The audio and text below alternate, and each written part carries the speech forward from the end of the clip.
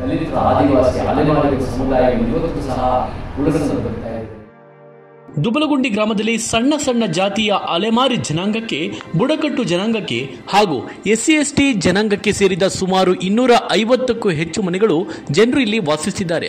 ಆದರೆ ಇಲ್ಲಿನವರಿಗೆ ಆ ಜನಾಂಗಕ್ಕೆ ಮೂಲಭೂತ ಸೌಕರ್ಯಗಳು ಸರ್ಕಾರ ಈವರೆಗೂ ಲಭಿಸಿಲ್ಲ ಎಂದು ಹೋರಾಟಗಾರ ಚಲನಚಿತ್ರ ನಟ ಚೇತನ್ ಅಹಿಂಸಾ ಅವರು ಪತ್ರಿಕಾಗೋಷ್ಠಿಯಲ್ಲಿ ಆಕ್ರೋಶ ವ್ಯಕ್ತಪಡಿಸಿದ್ದಾರೆ. ಒತ್ತಡದಿಂದ ಅದಾಗಿದೆ ಮತ್ತು ಅಲೆಮಾರಿಗಳ ಹೋರಾಟಗಳಿಂದ ಆಗಿದೆ. ಈ ಸರಿ ನಾವು ದುಬಲ್ಗುಂಡಿಗೆ ಹೋಗಿ ನಿನ್ನೆ ಸಹ ಅಲ್ಲಿ ಒಂದು 200 ಅಲೆಮಾರಿಗಳು ಮತ್ತು ದಲಿತರು ಮತ್ತು ಶೋಷಿತ ವರ್ಗ SC/ST OBC ಅಲೆಮಾರಿಗಳು ಎಲ್ಲರೂ ಸಹ ಇದ್ದಾರೆ.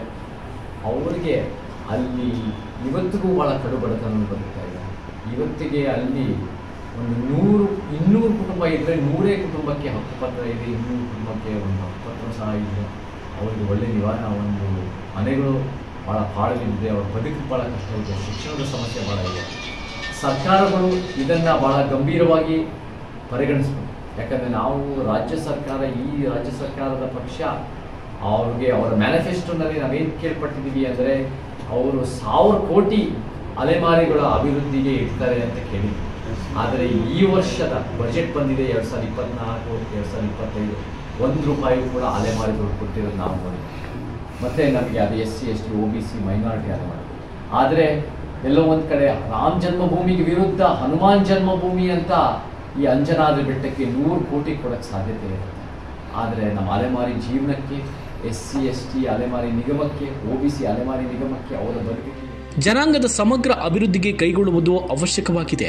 ಅಲೆಮಾರಿ ಜನಾಂಗಕ್ಕೆ, ಬುಡಕಟ್ಟು ಜನಾಂಗಕ್ಕೆ ಇನ್ನೂ ಕೂಡ ನಿವೇಶನ ಮನೆಗಳು ಸಿಕ್ಕಿಲ್ಲ. ಇಂದಿಗೂ ಸುಮಾರು ಜನರಿಗೆ ಹಕ್ಕುಪತ್ರ ವಿತರಿಸಿಲ್ಲ. ಸ್ವಾತಂತ್ರ್ಯ ಬಂದು 75 ವರ್ಷಗಳಾದರೂ ಕೂಡ ಈ ಜನಾಂಗಕ್ಕೆ ಈವರೆಗೂ ಮೂಲಭೂತ ಸೌಕರ್ಯಗಳು ಸಿಕ್ಕಿಲ್ಲ.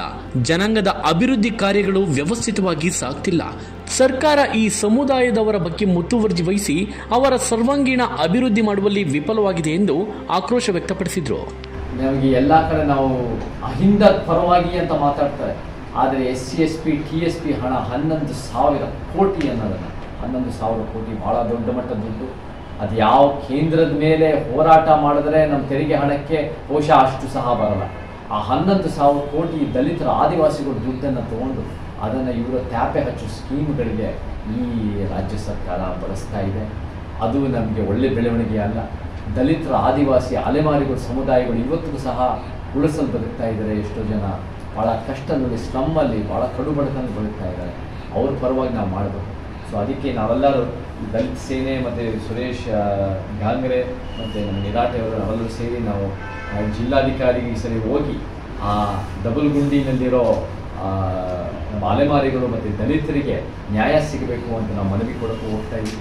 ಮತ್ತು ಅಲ್ಲಿ ಹಕ್ಕುಪತ್ರಗಳು ಸಿಗಬೇಕು, ಓವರಾಲ್ ಶಿಕ್ಷಣ ಆಗಬೇಕು. ಇವಾಗ ದೊಡ್ಡದಾಗಿ ಸಂವಿಧಾನದ ಪರವಾಗಿ ಜಾಥಾ ಮಾಡ್ತಾರೆ ಈ ಸಮಾಜ ಕಲ್ಯಾಣ ಇಲಾಖೆ.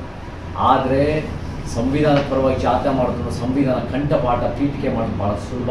ಆದರೆ ಸಂವಿಧಾನದಲ್ಲಿರೋ ಧರ್ಮನಿರಪೇಕ್ಷತೆ, ಅದರಲ್ಲಿರೋ ಸಮಾಜವಾದತನ, ಸಮಾನತೆ, ನ್ಯಾಯ, ಈ ವಿಚಾರಗಳನ್ನ ಭ್ರಾತೃತ್ವ ಮತ್ತು ಸ್ವತಂತ್ರನ ಕಾರ್ಯರೂಪಕ್ಕೆ ತರೋದು ತುಂಬ ಕಷ್ಟ. ಅದು ಈ ಸರ್ಕಾರಗಳು ಮಾಡ್ತಾ ಇಲ್ಲ. ಎಲ್ಲೋ ಒಂದು ಕಡೆ ನಾನು ಕೇಳ್ಪಟ್ಟೆ, ಅದು ಸತ್ಯನೋ ಸುಳ್ಳು ನೋಡಬೇಕು. HC ಮಾದೇವಪ್ಪ ಅವರೇ ಸಮಾಜ ಕಲ್ಯಾಣ ಮಂತ್ರಿ ಆಗಿದ್ದಾರೆ. ಅವರ ಒಂದು ಕ್ಷೇತ್ರದಲ್ಲಿ T ನರಸೀಪುರದಲ್ಲಿ ನಮ್ಮ ಅಲೆಮಾರಿಗಳು ಬಳ್ಳಾರಿ ಕಾಲೋನಿನಲ್ಲಿ 25 ಸಹ ಕುಟುಂಬಗಳು ಎಷ್ಟೋ ದಶಕಗಳು 20-25 ವರ್ಷಗಳಿಂದ ಅವರಲ್ಲೇ ಬಸ್ ಸ್ಟ್ಯಾಂಡ್ ಪಕ್ಕ ಕುಡಿಸದಲ್ಲಿ ಕುರ್ಮಾಪುರ್ಚ ಹೆಳವ ಸಮುದಾಯ, ಇಲ್ಲೂ ಕೂಡ ದೊಬಲ್ಗುಂಡಿನಲ್ಲೂ ಹೆಳವ ಸಮುದಾಯ, ಬುಡದ ಜಂಗಮ, ಈ ಸಮುದಾಯಗಳ ವಿಶೇಷವಾದ ಒಂದು ಪರಂಪರೆ ಇದೆ, ಭಾಷೆಗಳು ಮತ್ತು ಅವರ ಒಂದು ಸಾಂಸ್ಕೃತಿಕ ಲೋಕ. ಅದನ್ನು ಗುರುತಿಸಬೇಕು, ಜೀವನಕ್ಕೆ ಅಭಿವೃದ್ಧಿ ಮಾಡಬೇಕು. TV12 ಕನ್ನಡ, ಆನಂದ ಬಿದರ್.